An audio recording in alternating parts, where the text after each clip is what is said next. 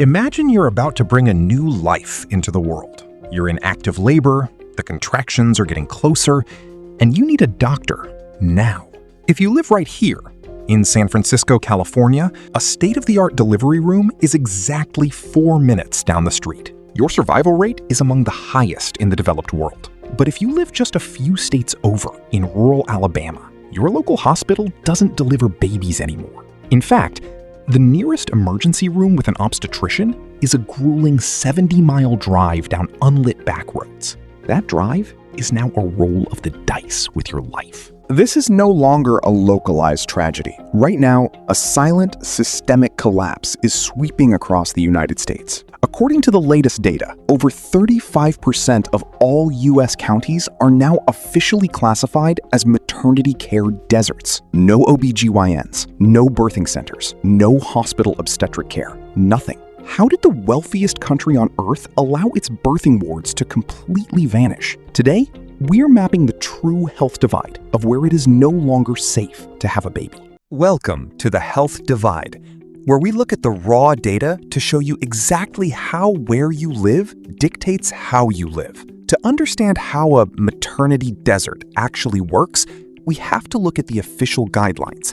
The March of Dimes defines a desert as any county that lacks a hospital offering obstetric care, has 0 birth centers, and is completely devoid of OB/GYNs or certified midwives. Let's look at the actual map. If you live in Rhode Island, Vermont, or Hawaii, the percentage of maternity deserts is exactly 0.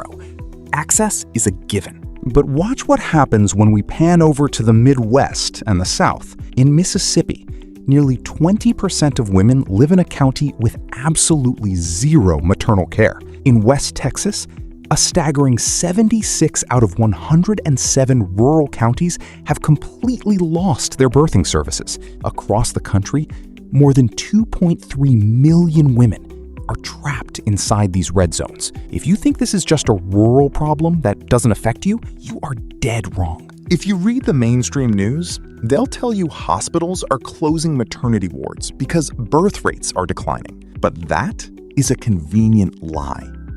This crisis is driven by pure, calculated corporate math. Here is the secret. Running a maternity ward is incredibly expensive. Unlike a standard clinic, you cannot run a labor and delivery unit on an on-call basis. You must have specialized OB/GYNs, labor nurses, anesthesiologists, and pediatricians physically inside the building, 24 hours a day, 7 days a week. It doesn't matter if one baby is born that day or 20. This is what the industry calls standby capacity, and it costs millions of dollars a year to maintain. So, how do hospitals recoup that cost? They bill insurance.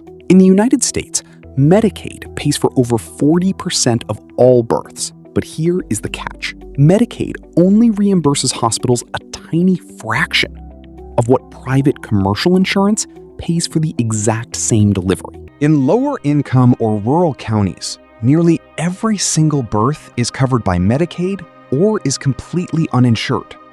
This means that every time a doctor delivers a baby in these counties, the hospital actually loses money. Because healthcare in America is treated like a business, corporate health networks have made a brutal mathematical decision. They shut down the maternity wards first to protect their bottom line. Since 2020, over 120 rural hospitals have shuttered their obstetric units entirely. Today, only 41% of rural hospitals in America can still legally and safely deliver a baby. But statistics don't tell the whole story. What does this actually look like in real life? Let's do a reality check. When a hospital closes its doors, the babies don't stop coming. The mothers are just forced onto the road. If you live in a city, your average drive to a birthing unit is under 15 minutes. But if you live in a maternity desert, that average drive time triples. Over 10% of pregnant women in these zones have to drive more than 100 miles just to get routine prenatal care or to deliver their child. Think about that. If you experience a life-threatening emergency, like preeclampsia, placental abruption, or severe hemorrhaging, a 2-hour drive on a highway is a death sentence. So, what happens when a mother in labor can't make the drive? She ends up in her local rural emergency room. But remember, That ER has no OB/GYNs. They have no neonatal equipment.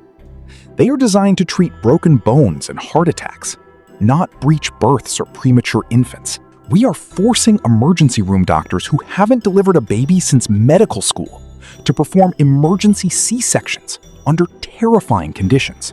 And now, in 2026, we are watching a dangerous political reality collide with this economic collapse. On top of hospitals losing money, doctors are actively fleeing.